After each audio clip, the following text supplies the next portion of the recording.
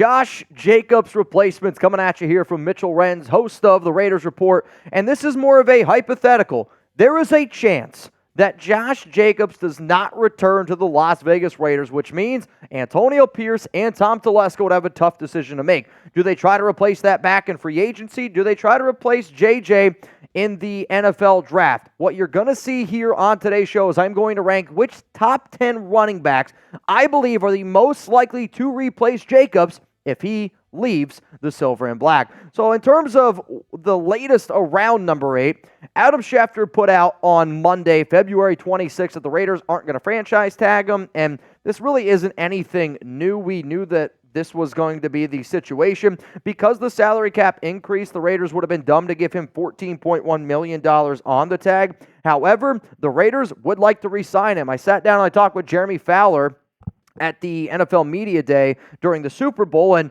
the top two things that he told me, Raiders are eyeing Jaden Daniels, and he also told me that they are focusing on trying to bring back Jacobs. Jacobs also wants to return, but it has to make sense for both sides in terms of money, because Jacobs last offseason, if you remember, said that he wanted more guaranteed money, and he wanted more guaranteed just years in general. The running back market is a fickle one, and it's never easy to be able to figure out what a guy is going to get. I have continuously said that, to me, the offer that I'd be willing to give Jacobs is $8.5 million would be the max on a 2-year deal, $17 million guaranteed. However, there's a lot of other people that think he deserves more. It's not that I don't think that he's a great running back. It's just that deal is based on where the Raiders are currently at in free agency, and that running back is not their biggest need. So here's going to be the pinned comment on today's show, which means every single one of y'all, not just Jose Delgado, do you think Josh Jacobs returns to the silver and black? Give me a yes, give me a no, and I need to see your answers down below. I do think that he ends up returning. However, I wouldn't pay him more than $8.5 million per year. Based off people who I talk to, say that Jacobs' number one focus is to try to come back to Las Vegas, right? I mean, the guy's got it freaking tatted on him. But on top of that, it's Antonio Pierce wants him back. Tom Telesco wants him back. And for AP to call him the heart and soul of this team, which he did about a month and a half ago, 2 months ago, that speaks volumes. The Raiders want to be a physical team. They have Luke Getsy. When you look at their offensive line coach and Craig, when you look at Carnell Williams, I could see them wanting to run a physical game. But at the end of the day, though, if running back's not your biggest need, and if you don't believe in paying a back, like if Jacob sits up here and says that I want $10, $11, $12 million per year, I'd say, you know what, man? It's not going to work out. The $8.5 million is the max I would be willing to pay for Jacobs, because the Raiders have so many other big-time needs. So does that mean that Zamir White could be the new running back one for the silver and black? Like, I was very impressed from what I saw last year by Zamir, and I absolutely positively deserve to take an L based on, I said, Zamir, not a good running back. He proved the more and more work that you gave him, the more reliable he was. But, like, let's be real here. This video is about Josh Jacobs replacements. Zamir White is not good enough just to replace Josh Jacobs one-on-one. Like, every running back that I'm going to mention here, I don't know if you're going to be able to replace Josh, because when he's fully healthy, he is one of the best running backs in the league. But that's not what this is about, though. It's also about if you got to build a running back by committee, which is something Telesco said he's open to, which is something that Carnell Williams does with his running backs. Like, that's what you have to do. I need to be able to replace Jacobs, and maybe it's with multiple different backs. The reason why some people are hitting the panic button, though, if Jacobs leaves, is because you have Zamir White, you have Sincere McCormick, Brandon Bolden, and Britton Brown. They're going to cut Brandon Bolden. If they don't, then this is just a very unintelligent organization. Sincere McCormick, he was on IR last year, and he was a UDFA out of UTSA. Britton Brown, 7th-round pick from UCLA, he's going to get himself cut. So no matter what, to me, the Raiders are going to have to add at least 2 more running backs to this backfield, especially if Josh Jacobs ends up leaving to test the open market. So coming up here, I'm going to be ranking the top 10 running backs that I believe that the Raiders could target. And when I did this ranking, I did it based on likeliness. And it's such a difficult video to do because there's so many unknowns at this current state, but it goes into what you might have to pay a running back, where you might have to draft a running back, overall fit, connections, all of that. That's going to be coming up here on today's show. Before I get into those running backs, though, I got to give some love to today's sponsor, Game Time. $20 off with code RaidersChat. And buying tickets to your favorite events, it shouldn't be stressful. I don't know about you, man. I get stressed out really, really easily, and I'm not a good planner. That's usually what I let Alex do. But with Game Time, they put all the power in my hands. So prices drop as the event gets closer. You're going to get the lowest price guaranteed, and you can kind of see on screen right now, one of the things that I love about Game Time is it shows you like what your seat looks like. Like it's not just a map. You can look at the map view, but you can also see, all right, if I'm sitting in this seat here, all right, where am I looking? Am I overlooking first base? Am I overlooking the 50-yard line? Am I in the end zone? I love to have that. And even though football's over, you can still go to concerts, some comedy events. Like when we were out in Vegas for the Super Bowl, Chugs ended up seeing Tom Segura, and he waited. Like, I know Chugs literally showed up to dinner with us that night on that Friday and bought tickets like while we were at dinner because it was like 45 minutes until the show, and ended up getting Tom Segura tickets for half the price what they originally were. Why? They don't want to have an empty seat. They know, especially with a guy named Chugs. I mean, Christ, he sits down, he's going to buy a beer, he's going to buy some food, right? Like, that's why Game Time is such a great app. So if anybody wants to, please go to an event, create some of those lasting memories out there. If you don't have anything to do this weekend, they have a tab for stuff during the weekend. They also have a tab of like what's popular. Like Alex the other day, she sent me, what is her name? I think it's like Olivia Rodrigo, something like that. She's performing in Dallas this weekend, and she's like, can we go? I said, the only way we're going is if the tickets go down on Game Time because they are extremely expensive right now. But hey, at least I can save you $20 off. So if you want, all you got to do, download the Game Time app, create an account, and use code RaidersChat for $20 off your first purchase. That link is going to be available to all of y'all down in the comments and down in the description of today's show. I'll say it again in case you were, not paying attention. Create an account, redeem code RaidersChat for $20 off. Obviously, terms apply. Download Game Time today. Last-minute tickets, lowest price guaranteed. So coming up here is going to be me ranking the top 10 running backs that I believe that the Raiders could target, and that's either in free agency or in the 2024 NFL Draft. Now, these rankings are simply, and I mean simply, based on what I believe is the most likely to end up happening. It is important to note, though, if the Raiders don't bring back Jacobs, they probably aren't willing to spend much at the running back position. Like, to me, if the Raiders offer Jacobs $8.5 million, I actually think that he takes it. If the Raiders offer him $5 million and he doesn't take it, like, I can understand Jacobs doing that. But to me, the only way that Jacobs doesn't return is if the Raiders legitimately, like, lowball him or don't want to have to pay a lot of money for the position. So what does that mean? That would mean then that the Raiders aren't going to spend a lot in free agency. So you're not going to see a lot of big-name running backs on here, which also means that the Raiders are going to probably try to find a back that complements Zamir White instead of just finding two backs that are the exact same. And Carnell Williams used the running back by committee at Auburn, and he likes to get his backs involved in the passing game, which is the exact same thing that Tom Telesco said at the NFL Combine presser. So let's go to number 10 here on my list, and this is the one that makes me laugh out loud because if you would have told me I would be talking about Eno Benjamin, I don't know if I would have believed it, but the reason why I'm bringing up Eno Benjamin here is because of all of the connections that he has. What's the connection? Arizona State.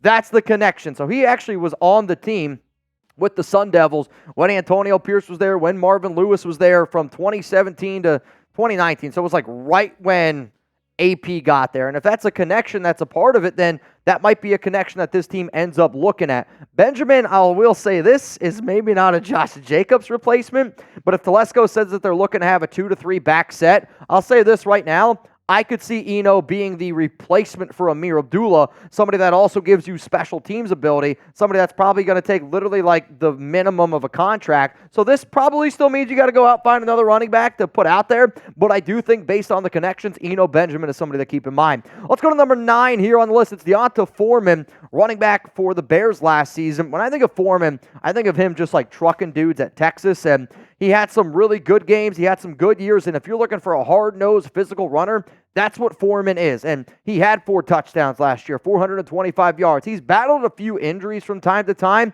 but he knows the Luke Getsy offense, and that might speak volumes. Like, could you bring in a running back, and according to Spotrac, $3 million per year? For Foreman, I think it actually would probably be even less than that. But he knows the Luke Getsy offense from playing in Chicago, and he can't do anything besides running downhill, so I don't know if it fits exactly what they're looking for. This would just be more of a trying to add somebody that knows the Getsy offense. If you haven't already joined the family, make sure you join the fam. Help us get to 166,000 subscribers. And for anybody that watches the show, why would I do it? It's free. We go live 4 days a week. We're pumping out more content than anybody else out there. Plus, we are an interactive show. If you're subscribed and you're watching this live right now, spam me down below. Like I see Ruben, Rebel, Robin, Agent, Daniel Caps Keeman, and Ron Raspberry, the Fat Cat. Those are people that are part of this family, and I want you to join it too. Let's go to number 8 here on the show. It is Antonio Gibson from the Washington Commanders. And this is one of the more intriguing backs that I could see the Raiders trying to go out and get if they want to go cheap in free agency, with the mindset that they still could potentially draft somebody, because Gibson's not somebody that you want to give many touches to in the NFL. Like, he had 65 carries last season for 265 yards. When he was a rookie, I want to say he had close to 200. Then that went down, and then that went down. Like, I'm a big trend setter, and if I can see a trend happening where a back's just clearly not as good between the tackles, why do you keep doing it? The reason why I could see the Raiders potentially doing this is because he's had over 40 catches the past 3 seasons. As a rookie, 36 grabs, and then I want to say it was like 42, 46, 48 catches last season. I still think that Zamir would be the lead back, but if you told me, all right, Antonio Gibson at $3.6 million, it still gives you that flexibility to be able to go out there and address other positions in free agency. Now, let's get into some of these players in the draft. Let's go to number 7 here. It's Jalen Wright, and I have Wright over all these other guys because these are the dudes that you got to sign. Wright is somebody who's got unbelievable speed and can take any play at any moment. He can take it to the house. 137 carries last season for the Tennessee Volunteers, over 1,000 yards, 4 touchdowns, and this would kind of be a similar role of what I just explained with Gibson, of Zamir's going to be your main back, right? Like, if, let's say you're giving away 20 carries, 13 are going to go to Zamir, let's give 7 to Jalen, but Zamir doesn't have that breakaway speed. He's explosive. He's an electric runner with legit home run speed. I project him to be drafted in round 3, and if he really lights up the combine, there's some people that think he can go even higher. Because he could go even higher is why I have him. That's why I have him at number 7, and it's why I don't know if it's as likely as some of these other backs. Let's go to number 6 here. It's Trey Benson from Florida State, and Benson is a back that I like. The problem with Benson is when you talk to some people, there are so many people that are split on how good they think that he is. Like, he's my number 2 back.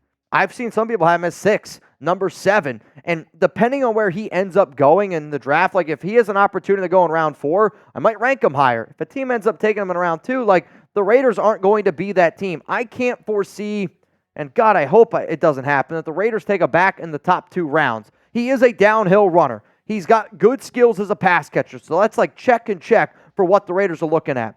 The projected round, this is the one dude where it would be probably the hardest for me to project where he ends up going.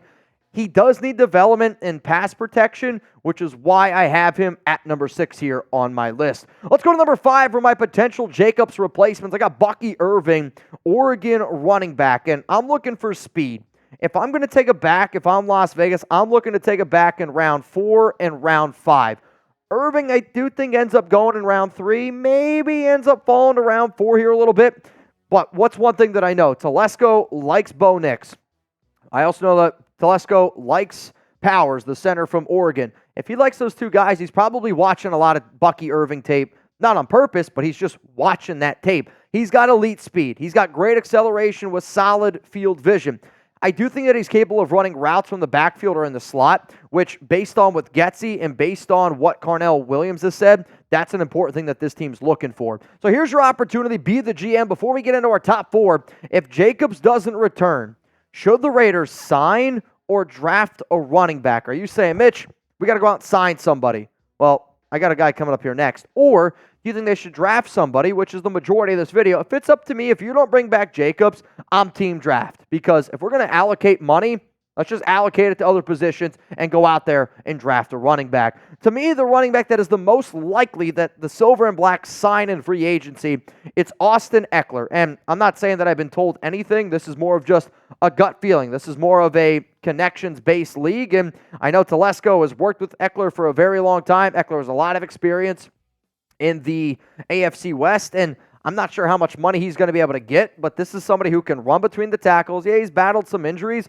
but he also didn't miss I think he missed 1 game in, he's probably missed, 4 games in the last, I'll say 3 years combined. He only played 14 games last season, but the fact that he can catch 90 balls in 1 season, and he's been able to show Tom Telesco that he can be a good back. Now, Telesco hasn't paid him, so like there's that other part of it, and maybe Ekeler doesn't want it. And I spoke with Ekeler at NFL Media Day, and he was like, yeah, sure, I'd play for the Raiders type of thing if they pay me.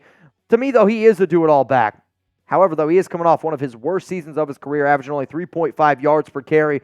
And if the Spotrac projection is at $7.4 million, like to me, the only way the Raiders even get close to signing Ekeler is if it's like $5 million or less. Because if you're willing to give 7.4 for Ekeler, then you should probably be able to give $9 million to Josh Jacobs, or maybe even $10 million to Jacobs. Let's go to number 3 here on my list, and this is where it really gets interesting to me. And if I were to put my money where my mouth is based on what running backs I could see the Raiders end up drafting, it's these next 3 guys here. And I almost really wanted to put Ray Davis higher because he fits what the Raiders are looking for in terms of that style of running back. Now, he is from San Francisco, California, which I know a lot of y'all are going to like, but 199 carries, over 1,000 yards, 14 touchdowns, SEC football player. Carnell Williams is apparently, from what I'm being told, looking at a lot of SEC guys, which shouldn't surprise anyone. Last time I checked, the SEC is pretty good. Was a big winner during the Senior Bowl, which the Raiders had plenty of coaches at. And if he ends up going in round 4 or 5, that's where I would love for the Raiders to take a back. If I'm targeting the back in my mock drafts, I'm looking at round 4 or 5. If Telesco's trying to build the best team possible, I'm trying to look in round 4 or 5, which is where Davis goes. And if he goes earlier than that, well, then he's not going to be ranked nearly as high. Let's go to number 2 here on my Jacobs replacements, Marshawn Lloyd from USC. If there's a running back that I am the most afraid of that just shoots up draft boards after the combine, it's Lloyd because of how good of an athlete that he is.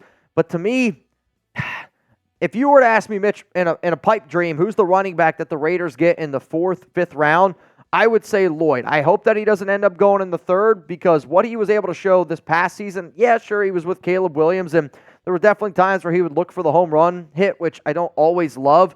But his wiggle and him in space is a problem. And I see the Raiders really trying to play more of this, let's get people spread out, get the screen game going, which is something Luke Getsy likes to do. But it's his start and stop explosive.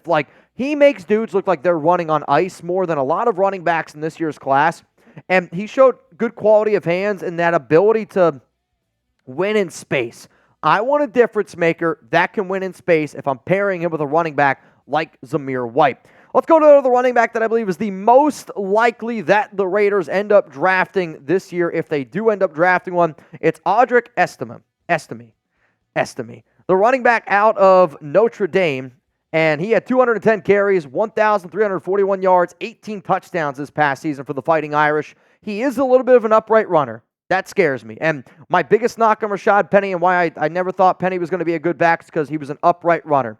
The reason why he's number 1 over Ray Davis and over Marshawn Lloyd, the only reason is because Tom Telesco looks at Notre Dame players. If Tom Telesco wasn't the GM, I probably wouldn't put him here at number 1. He does have excellent patience, which I think is good.